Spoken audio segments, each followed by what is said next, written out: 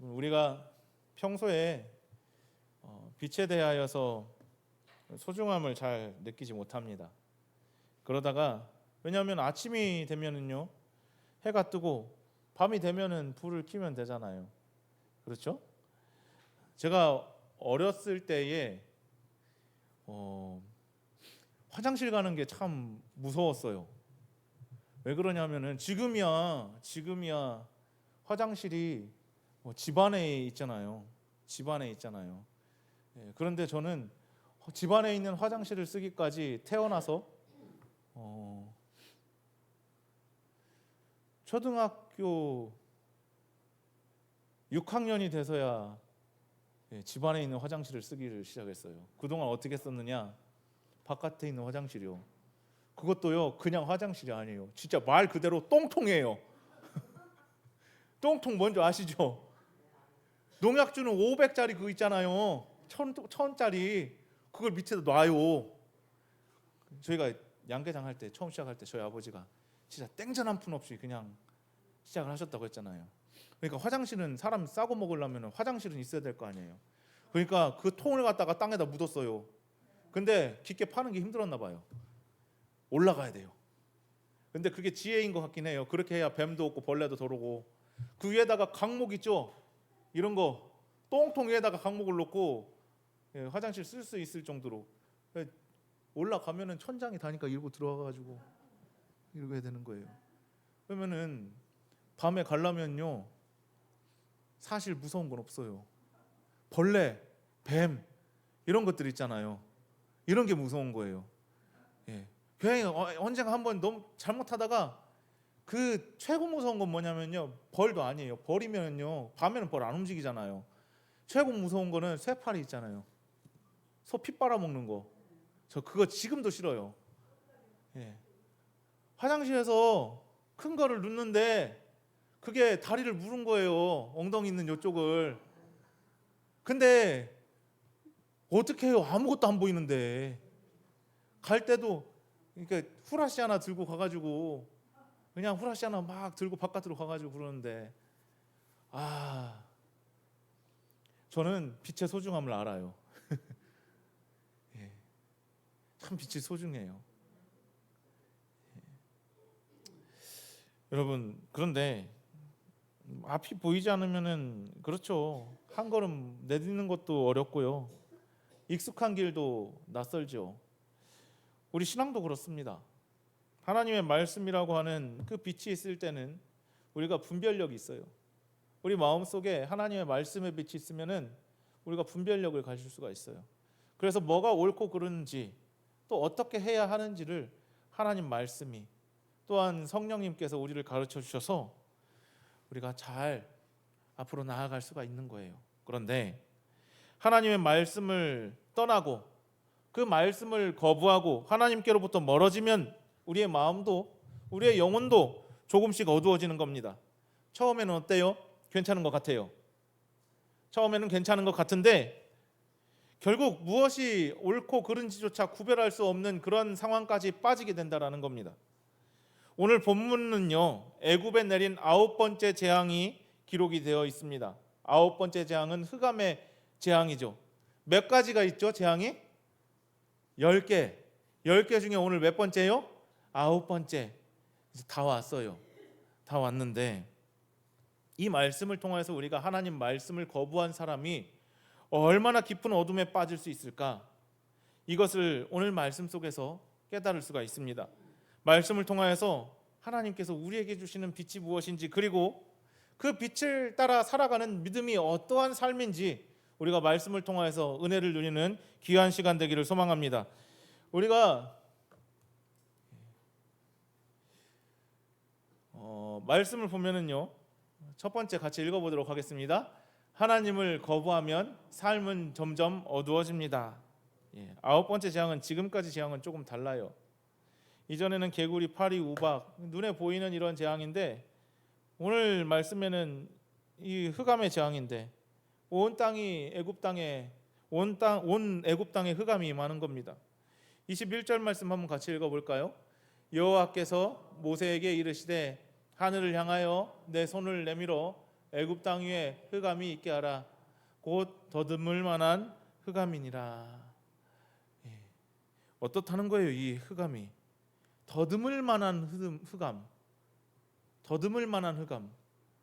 어떤 것 같아요? 어느 정도 보이는 흑암 같아요? 아니면은 아예 안 보여 버리는 것 같아요? 아예 안 보이는 거죠. 예. 우리가 맨날 쓰는 스위치라도, 불 켜는 스위치라고 생각해 봅시다. 맨날 쓰는 스위치라도 아예 안 보여 버리면요, 어디 있는지 어떻게 해야 돼요? 더듬어 봐야 하는 거예요. 그 정도의 흑암을 얘기를 하고 있어요. 너무 짙은 어둠이어서 앞이 안 보이고 손으로 더듬어야 되는 그런 상황까지 이르는 거죠. 그래서 사람들이 서로를 볼 수도 없고, 또 오늘 말씀 보니까 사흘 동안 자기 자리에서 일어나는 것조차 어려웠다라고 성경이 기록하고 있어요. 왜 이런 재앙을 하나님께서 내리셨을까요? 개구리, 파리, 메뚜기, 우박, 눈에 보이는 것들 많잖아요. 더 무서운 거 있잖아요. 이번에는 어디서 막 독수리들이 나타난다던가, 아니면 어디서 막 호랑이들이, 막 사자들이 나타난다던가, 이러면 더 무섭잖아요. 안 그러겠어요? 야, 저 사자를 갖다가 안 되겠다, 이거 큰일 났다 하고서 금방 풀어줄 것 같은데, 그렇지 않습니까? 왜 이런 재앙을 하나님께서, 흑암의 재앙을 애굽 백성에게 주었냐라는 거예요. 당시 애굽은요, 신들을 많이 섬기고 있었다고 그랬잖아요. 그중 신들 중에서 태양의 신들도 있어요. 신이 있었어요. 태양의 신. 태양의 신. 이름이 뭐냐면 라라고 하는 태양의 신이에요. 머리 위에 뭐 있어요? 머리 위에 태양이 있죠. 저것도 근데 이것저것 섞여 있어요. 얼굴은 독수리에다가, 저기 또 태양을 감싸고 있는 것도 있고 뱀도 있고, 그렇지 않습니까? 저 태양의 신 라라고 하는데, 이 강력한 신으로 섬기고 있었어요. 태양이 세상을 다스리고 생명을 준다라고 믿었기 때문이에요. 그런데 하나님께서 뭘 가리신 거예요? 쉽게 말하자면요, 이 태양을 가려버린 거예요.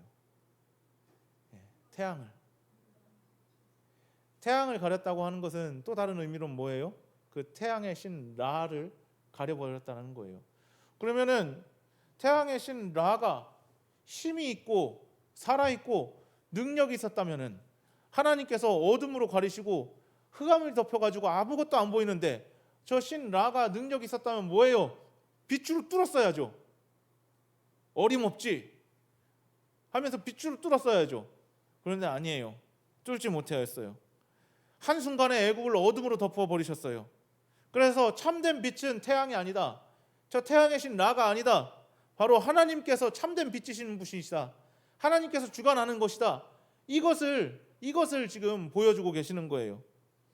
여러분, 앞에서 살펴본 것처럼 애굽 온 땅을 덮은 이 짙은 어둠은 그냥 단순한 자연현상이 아니라 하나님께서 내리신 분명한 심판이었습니다. 심판이에요. 하나님을 거부하며 살아가는 사람들, 그 사람들의 마음이 어떻게 변화갈 수 있는지, 어떻게 변해 있는지 보여주는 말씀이기도 해요. 바로가 지금까지 하나님의 말씀, 그리고 하나님의 명령을 여러 번 들었는데 그때마다 순종했습니까? 안 했습니까? 순종을 안 했죠. 순종을 안 했어요. 못한 게 아니에요. 안 했어요. 재앙을 겪으면서 잠시 마음이 흔들릴 때도 있어요. 야, 이거 하나님 말씀 들어야 되나? 일단 안 되겠다. 이 재앙을 없애야 되니까 듣는 척이라도 하자. 그런데 결국 다시 자기 고집으로 돌아왔어요. 결국에는 그렇게 됐어요. 그렇게 하나님 말씀을 계속 거부하는 그 사이에 바로의 마음은 점점 굳어갔다, 완악해져 갔다라고 했어요. 그리고 그는 결국 깊은 어둠 속으로 들어가게 되었습니다. 여러분, 우리도 신앙생활 하면서 하나님 말씀 들어야 되는데, 신앙생활 내 멋대로 하는 거 아니잖아요. 신앙생활을 내 멋대로 하게 되면요, 신앙생활 한다고 말을 할 수가 없어요. 그거는 그냥 고상한 취미 하나 있는 거예요. 그렇지 않습니까? 신앙생활은요, 하나님 말씀으로 하는 거예요. 내 생각도 있고, 내 뜻도 있고, 내 잘남도 있고, 내 자존심도 있고, 내 힘과 능력도 있지만 신앙생활, 하나님 믿는 일은요, 하나님 말씀대로 하는 거예요. 그런데 그것을 계속 외면한다. 그것을 계속 외면하면은 마음이 점점 무뎌지는 겁니다. 바로도 한 번, 두 번, 세 번, 네 번, 다섯 번, 여섯 번, 일곱 번, 여덟 번, 아홉 번까지 오기까지 마음이 얼마나 무뎌졌습니까? 깊은 어둠 속으로 들어가 버립니다. 그리고 다음 번이 결국엔 심판입니다. 심판. 제가 다음 주 말씀을 좀 미리 준비를 하는데 이 말씀을 볼 때에 예전에는 결국에는 아들까지 없어졌구나. 그 마지들이 없어졌구나. 그 아들 그거 어떻게 하나 좀 그런 마음이 있었는데 이 아들을 진짜로 하나님께서 거두어갔다고 생각을 하니까 막 이렇게 시온이 얼굴이 이렇게 앞에서 웃고 있는 얼굴이 떠오르는 거예요. 야, 이거 보통 일이 아니구나. 야, 너무 두려운데 하나님께서 진짜 그렇게 하시면 어떻게 할까? 막 이런저런 생각이 막 드는 거예요. 근데 그 정도까지 오기까지 지금 9번의 그 재앙 오기까지 바로의 마음은 계속 완악해져만 가는 거예요. 하나님 말씀 듣지 않고 계속 완악해져만 가는 거예요. 여러분, 기도하지 않아도 괜찮고 예배를 소홀히 해도 괜찮다고 생각하게 돼요. 처음에는. 왜요? 괜찮으니까요. 그래도 괜찮으니까요. 그런데 가장 무서운 것은요, 앞이 안 보이는 게 무서운 게 아니에요. 앞이 안 보이는 게 무서운 게 아니라 뭐가 무서운 거냐? 내가 하나님 떠난지도 모르는 그런 어둠의 상태, 영적 어두움의 상태.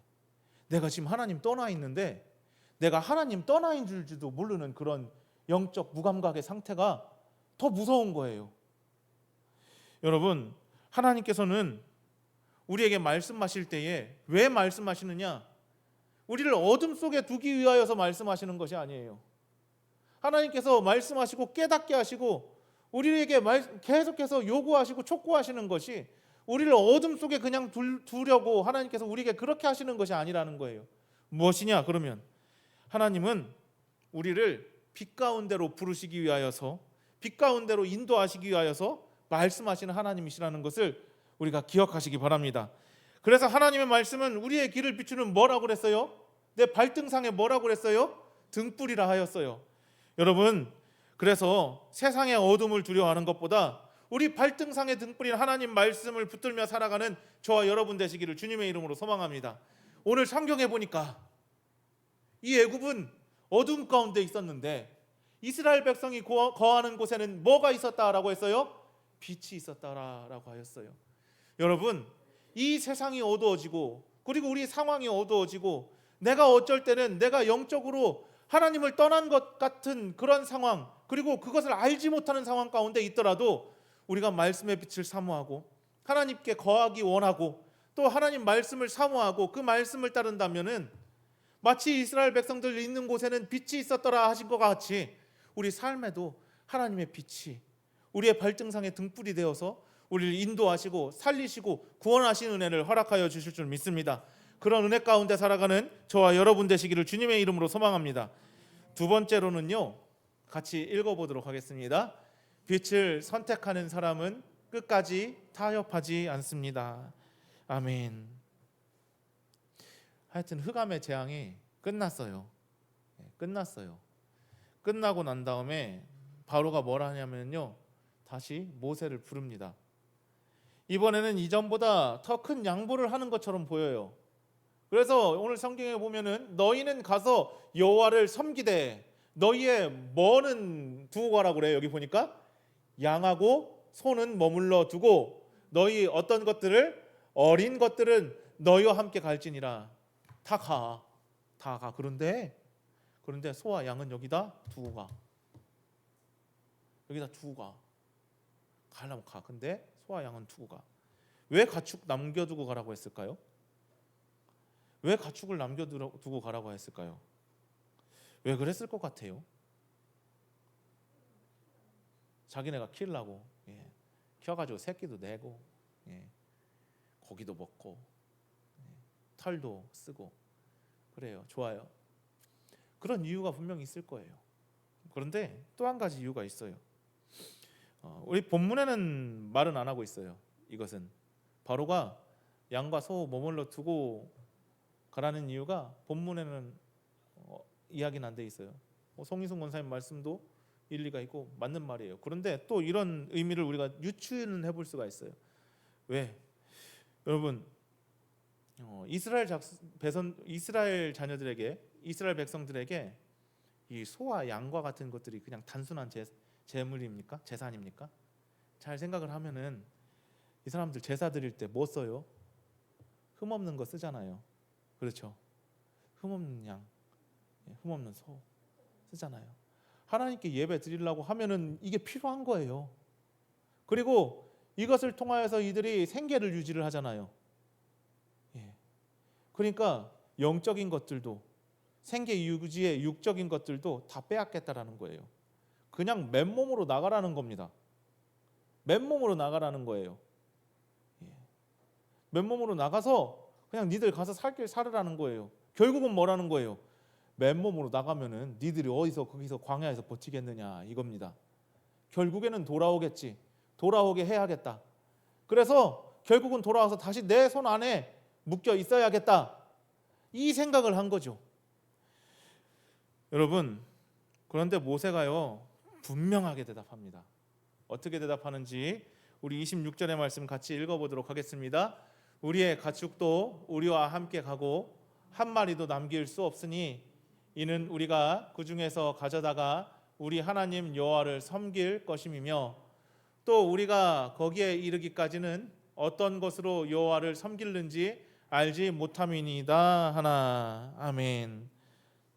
모세가요 우리가 광야로 나가면은 우리가 해방이 되면은 어쨌든 광야를 건너가야 될 거 아니냐. 그런데 거기 나가면 하나님께서 우리에게 뭘 요구하실 줄 알고서나 우리가 이 양을 다, 이 소를 다 놓고 가냐. 그 중에 있을 건데. 그리고 하나님께서 재앙을 거두어 주셨으니까 당신네가 왕이 바로가 내놔야 될 거 아니냐. 도리어 화목제 드려라. 하나님께 제사 드려야 될 거 아니냐. 오히려 당신이 줘야 될 판인데 왜 우리 거 달라고 하느냐라는 것입니다. 그리고 중요한 건 이거예요. 하나님께 순종하는 일에는 타협이 없다라는 거예요. 한 마리도 남길 수 없다. 한 마리도 안 남겨놓고 가겠다라는 겁니다. 사랑하는 성도 여러분, 하나님께서는요 오늘도 이처럼 우리의 삶 전체를 원하십니다.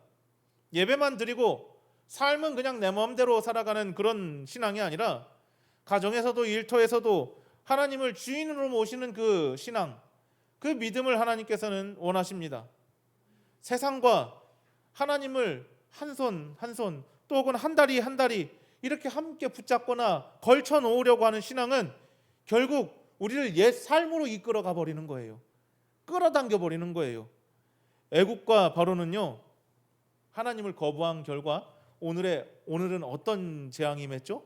흑암, 어두움 때문에 앞을 볼 수 없는, 앞조차 볼 수 없는 그런 깊은 어둠 속에 덮여 버렸습니다. 그냥 햇빛이 가려진 것이 아니라고 하였죠. 하나님을 떠난 사람들의 영적인 모습, 영적인 상태를 보여주는 재앙이 바로 오늘 흑암의 재앙입니다. 오늘 우리가 살아가는 세상을 한번 생각해 볼까요? 오늘 우리가 살아가는 세상도 별반 다르지 않습니다. 과학이 얼마나 발전했습니까? 그렇죠? 오늘 우리 이렇게 막 앞에 유튜브도 찍고 막 이렇게 하는데 옛날에 이런 게 어디 있어요? 그 주에 예배 못 나오면 하나님 말씀 못 듣는 거예요. 그렇죠? 그 주에 말씀 이렇게 잘 못 들으면은 아이고 지난주에 목사님 뭔 얘기했더라. 그냥 지나가는 거예요. 그리고 이거 남겨놓으면은 나중에 기록만 보관만 잘해놓으면은 100년 흘러서도 볼 수가 있는 거잖아요.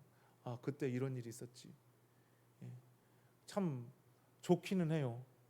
좋기는 해요. 생활이 또 얼마나 편리해졌습니까? 예전에 집에 있다가 자녀들이 어디 있는지 궁금하면은 어떻게 했어요? 다 찾아 나서야 되잖아요. 운동장에도 가보고 산 밑에도 가보고. 예. 근데 이제는 어떻게 해요? 카카오톡 혹은 전화로 어디야? 라고 하면 다 답이 오잖아요. 세상이 너무 편해졌고요. 너무 발전이 많이 됐어요. 그런데 문제는요, 무엇이 옳고 그른지 분별하지 못하고 살아갈 때가 많아요. 진리보다 자기 생각을 따르고 성공은 이루었는데 마음속에 공허함이 차지하게 되고, 이것이 하나님을 떠난 세상의 모습이라는 거예요. 그런데 하나님께서는 우리를 어둠 가운데 두지 않으셨습니다. 하나님께서는 세상의 빛이신 예수 그리스도를 우리에게 보내주셨어요. 예수님께서는 요한복음 8장 12절에서 이렇게 말씀을 하셨어요. 같이 읽어보도록 하겠습니다. 나는 세상의 빛이니 나를 따르는 자는 어둠에 다니지 아니하고 생명의 빛을 얻으리라. 아멘. 빛을 따라 살아가는 사람들에게는요, 분명한 유익이 있습니다. 참 빛이 중요하다고 했는데, 그 빛을 따라 살아가는 사람들에게는, 영적인 빛을 따라가는 사람들에게는 분명한 유익이 있어요. 하나는 인생의 길을 잃지 않는다라는 겁니다. 무엇이 하나님의 뜻인지 분별하게 됩니다. 어려운 상황 속에서도 흔들리지 않고 소망을 갖게 됩니다. 세상이 줄 수 없는 지혜와 평안을 누리게 됩니다. 하나님 말씀이 내 삶의 기준이 되기 때문에 세상이 흔들려도 내 믿음은 흔들리지 않는 거예요. 그렇기 때문에 버텨나갈 수가 있는 거예요. 그리고 하나님은 우리에게 빛을 받는 사람만 되라라고 말씀하지 않으셔요. 마태복음 5장 14절에서는요, 우리를 보러 세상의 빛이라라고 말씀을 하셔요. 그래서 세상이 어두워서 귀를 잃고 방향을 헤매고 있으면은, 옳고 그름을 판단하지 못하고 있으면은 성도의 빛으로, 빛 대신 주님을 비춰내는 성도의 빛으로 더욱더 명료하게 빛나서 세상을 가르치고 인도하라라고 하는 그 사명을 우리에게 주셨어요. 여러분, 우리 앞에 어두운 세상이 있더라도, 그리고 그 어두운 상황이 있더라도 두려워하지 마시기 바랍니다. 우리는 할 수 있어요. 무엇을 할 수 있느냐? 빛을 따라갈 수 있어요. 하나님 말씀을 붙잡을 수 있고요, 말씀 붙잡고 빛 대신 예수님을 따라 나아갈 수가 있어요. 그래서 끝까지 그 주님 따라가면서 빛으로 살아갈 수가 있어요. 여러분, 그래서 예수님께 맡은 그 빛을 가정과 이웃, 우리가 살아가는 마을 가운데 비추는 삶을 살아가시기를 주님의 이름으로 소망합니다. 바로와 애국과 같이 빛을 잃어버린 사람들과 같은 그런 삶이 아니라, 빛 대신 주님이 내 안에 있으니, 빛 대신 하나님의 말씀이 내 안에 있으니 어떤 어려움도 어떤 어두움도 두렵지 않습니다. 나는 주님을 따라가겠습니다. 이와 같은 믿음의 결단으로 살아가는 저와 여러분 되시기를 주님의 이름으로 소망합니다. 기도하시겠습니다.